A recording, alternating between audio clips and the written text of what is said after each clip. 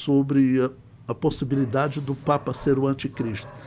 A princípio, eu acho difícil o Papa ser o anticristo, porque, segundo o Apocalipse, o anticristo ele destrói a Igreja Católica. Né? A Igreja Católica é destruída, sempre descrevendo, principalmente Apocalipse 17, e quem destrói é a besta que sobe do mar, sendo liderada pelo anticristo.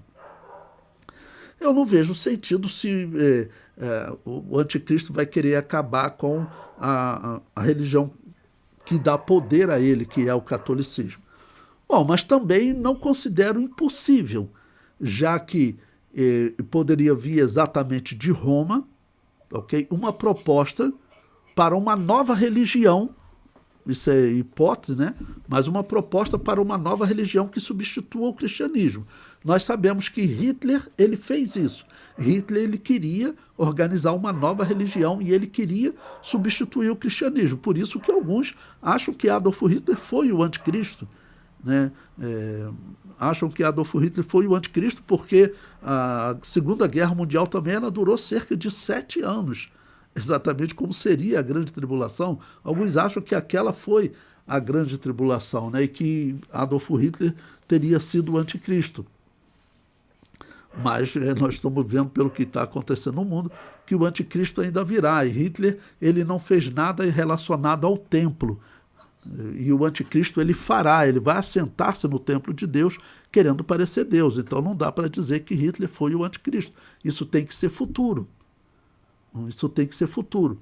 Então, não é impossível que o Papa ele surja com a proposta de uma nova religião. E isso, o que tem acontecido... Bom, eu dou aula de escatologia há 37 anos. Mas esse Papa aí, ele até me fez mudar um pouco isso. Por quê? Ele está falando coisas que destroem o catolicismo. Olha, ele falou que ateu pode ir para o céu. Ateu pode ser salvo. Isso daí, isso destrói o catolicismo. Se isso for estabelecido como doutrina, vamos dizer, isso destrói o catolicismo. O que eu suspeito que esse homem ele possa fazer, né? Esse homem jesuíta, dessa ordem que, eu repito, mais de um papa chamou os jesuítas de satanistas, e esse homem, de repente, fala que Deus não existe, pega uma cruz e fala essa é a história do fracasso de Deus, uma outra coisa horrível. Ele faz aliança reconhecendo os bispos da China, da igreja ateia da China, isso mesmo, bispos ateus foram reconhecidos por ele como bispos católicos. Olha o que ele está fazendo.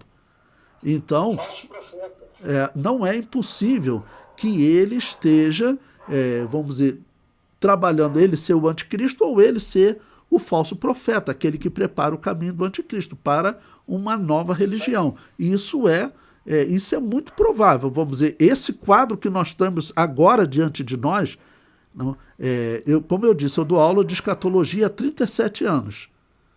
Há 37 anos atrás, o que eu ouvia na igreja, o que saía em escola dominical, o que eu ouvia no seminário, tá bom? Quando eu era aluno no seminário, há 40 anos atrás eu era aluno do IBP. O que eu ouvia no seminário era exatamente isso. As coisas que estariam acontecendo seria exatamente essa, ou seja, um momento de guerras e rumores de guerras. Olha, o momento que nós estamos vivendo parece que é agora. Porque, por exemplo, Israel, depois de sofrer ataque 2 vezes do Irã, ele agora respondeu uma vez, o Irã disse que tem direito de responder de novo e Israel ficar quieto. Vamos dizer, o último tapa tem que ser do Irã, só que o Irã deu 2.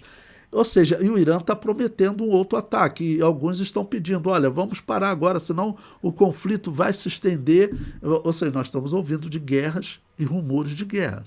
Né? Estamos ouvindo Israel falar no templo. Estamos vendo uma proposta de mudança na religião do mundo. E essa proposta de religião, como fica claro na história, todo historiador, se você conversar com um historiador agnóstico, ateu, ele vai concordar 100% com o que eu estou falando. Os únicos que vão negar são os católicos, protestantes e reformados. Por quê? Se ficar provado o que eu estou falando para vocês, vocês podem esquecer o catolicismo, as igrejas protestantes e as igrejas reformadas. Na verdade, vocês têm que esquecer, até porque, por exemplo, o protestantismo, vocês sabem, Lutero, ele continuou acreditando em purgatório e fazendo invocação ao mundo dos mortos. Ou seja, não tem nem chance de discutir se ele é cristão. Quem faz isso não é cristão. Então, quer dizer, esse já é um ponto que nós temos que considerar como confirmado.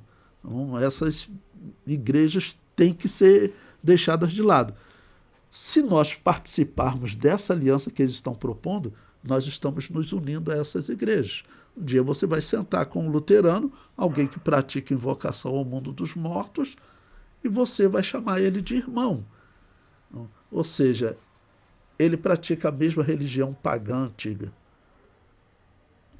Então nós vamos estar nos unindo ao paganismo antigo. Essa é a apostasia que está na Bíblia. A apostasia é você deixar a fé verdadeira e ir para a religião pagã. Se nós nos unirmos à Igreja Católica, à Igreja de Lutero e à Igreja de Calvino também, nós vamos estar apostatando da fé. E é isso que está sendo proposto à igreja. Como eu disse para vocês, tem igrejas que já estão participando. Estou falando aqui de Assembleia de Deus. Tem Assembleia de Deus que já está participando, porque eles fazem, para eles faz sentido. Né? A igreja, se nós saímos da Igreja Católica, nós temos que voltar para ela é a nossa mãe. Esse está sendo um raciocínio lógico, que está levando os reformados, né? os calvinistas, também os protestantes, né? luteranos, todos eles, a conclusão óbvia qual é? É voltar para a Igreja Católica. Foi ela que escreveu as nossas doutrinas. Por exemplo, aqui, ano 451, Concílio de Calcedônio, o que está acontecendo ali? São bispos católicos que faziam invocação ao mundo dos mortos, acreditavam em purgatório. Eles que têm a autoridade de Deus para escrever essa doutrina, se você diz que eles representam a Igreja de Deus e eles têm essa autoridade, então você tem que pregar que Deus morreu na cruz. Porque eles, com a autoridade de Deus, estabeleceram essa doutrina. E o que esses homens sempre defenderam era que Deus deu autoridade a eles para eles usarem a tradição para estabelecer doutrinas. Por exemplo, nesse período eles já também defendiam que Maria não morreu, que ela ascendeu aos céus. De onde que tirou isso? Não está na Bíblia, não, mas está na tradição. Nós temos essa autoridade. Nós somos a igreja estabelecida por Pedro. Isso é pregado, eu mostrei para vocês, desde os anos 150, que a igreja de Roma já invocava essa primazia. Tá bom? Desde os anos 150. Então já são 300 anos. Já são 300 anos eles dizendo que eles tinham primazia sobre as outras igrejas. Então, tudo isso é verdade. Mas o que nós vemos é que essa igreja ela foi organizada a partir de ministros que eles negaram a fé na perseguição de Diocleciano. E o próprio Eusébio de Cesareia diz que antes da perseguição de Diocleciano, nós estudamos esse período, volte lá para ouvir, teve um período de cerca de 30 anos de paz, que não houve perseguição. Parece que foi algo assim que o demônio realmente preparou.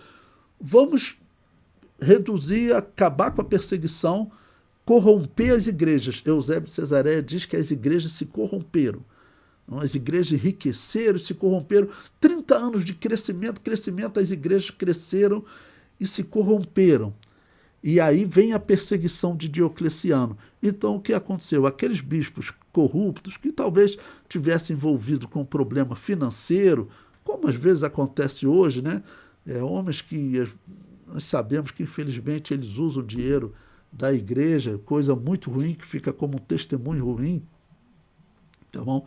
Era exatamente o que estava acontecendo. É o que Eusébio de Cesareia relatou. Nós lemos esse texto em sala de aula.